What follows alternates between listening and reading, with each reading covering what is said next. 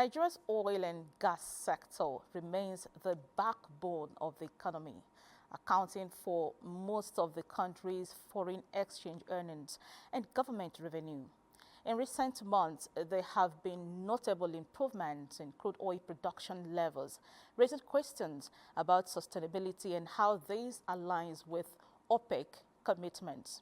As the nation prepares to implement its 2025 budget with crude oil production and price assumptions at the core, stakeholders are watching closely to see how production performance, OPEC dynamics, and the utilization of Nigeria's vast gas reserves will shape economic stability and growth. Today on Business Express, we have one of such experts in the studio. He is Mr. Olabode Sowunmi, the CEO of Cabtree Limited, who will speak on these developments and what they mean for Nigeria's energy and economic future. You're welcome to Business Express. Thank you. It's a pleasure to be here. Great. We have seen Nigeria's oil production climb to 1.71 million barrels per day in July, according to a recent report by the Nigerian Upstream Petroleum Regulatory Commission, which is very encouraging. How do you assess this progress against our ambitious targets of 2.1 million barrels per day? Okay, thank you. I don't necessarily think that 2.1 million barrels per day is ambitious to that extent. And the reason being that, if you recall, after the era of Yaradua, by the peak of the Jonathan regime, we were doing 2 million barrels per day. So the infrastructure to produce 2 million barrels per day exists, both in terms of drilling and in terms of transportation. What has happened is that, owing to restiveness in the Niger Delta and sabotage and the related, we are not able to produce it. So basically, in getting to the 2 million barrels per day that existed previously during the Jonathan administration, all they need to do is to remove whatever bottlenecks was there, be it community issues, be it whatever is, be it rusted infrastructure. And once they do that, I'm sure they will be able to get to that 2 million barrels per day. But as you know, human problems, supposed to be the most simple, can end up being the most complex when you are trying to resolve these issues. So how sustainable is the 1.7 million barrels per day momentum in the face of global oil price fluctuations? It is sustainable. I mean, it was sustainable for a long time. So it is sustainable. The issue is it's all dependent on us as a people.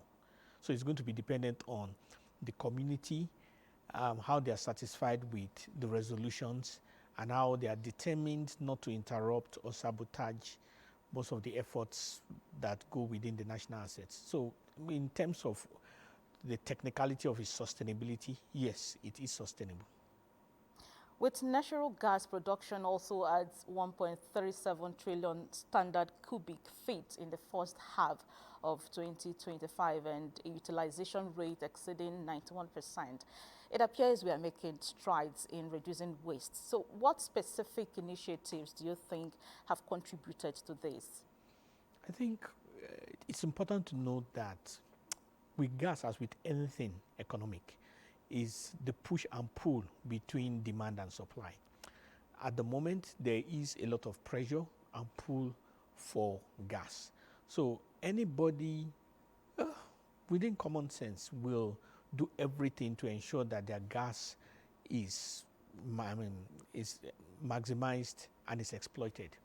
But the second, which is probably equally important, is that with the arrival of the PIA, there is no oil asset that will be, the exploitation or drilling of any oil asset will not be approved, except there is a clear spelled out plan for development of gas. So gone are the days where people will only put in a structure or a mapping for how the oil will be exploited and utilized. Now it is oil and gas that must be designed. So those are the factors really and so we can also look at it as one of the many benefits of the PIA.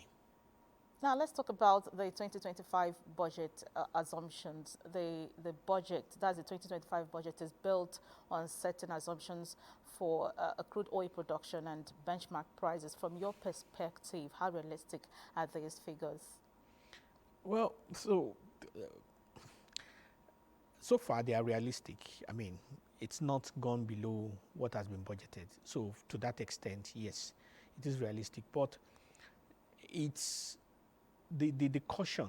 The caution is that the factors that determine the price are international. It's not really dependent on us. Yes, we may have our contributing factors, but they are really negligible in the overall factor. However, having said that, that is how we have always operated in the last 20, 30 years. So really, it's Nigeria and the way we do our things. Okay, so what are the implications if Nigeria underperforms on these assumptions? Well, if we underperform on the budget price, it means that the budget will not be fully funded. It's as simple as that, which means that the budget as it is will have certain parts of it that may not be executed or executable. So we need to understand that the budget is a law. It's called the Appropriation Act. What it means is that every letter of that law is going to be obeyed. As big as, say, State House pressing needs, to as little as toilet cleaning or toilet maintenance in a secondary school, a federal government college. Everything is included in the Appropriation Act.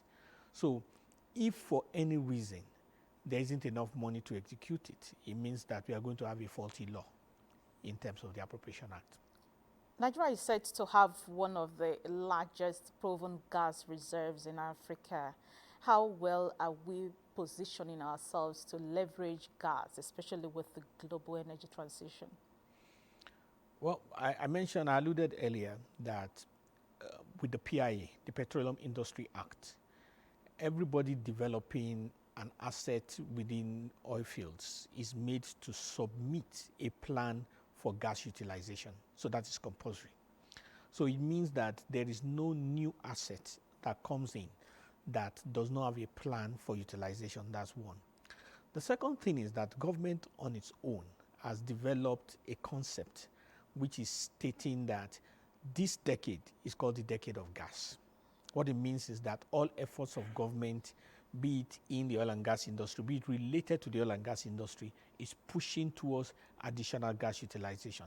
In fact, there is an office called the Office of the Decade of Gas, which focuses on gas utilization within gas to power, within gas-based industries and all that. So there's a lot of efforts in that area. The more interesting one is the fact that there are plans, seminars, workshops, even activities within international fora to attract investment specific to gas development. I think the fourth one, which is most strategic, is the fact that within the concept of energy transition, Nigeria has identified and adopted gas as its fuel for energy transition. So whenever the world is talking about the facts of energy transition and its own position, Nigeria is riding on gas as the fuel that will lead it to the ultimate destination of a society whose energy is carbon neutral. That's where we are. That's great. Now, the cost of cooking gas is still very high, which the average Nigerian should be enjoying. Please, why is this so?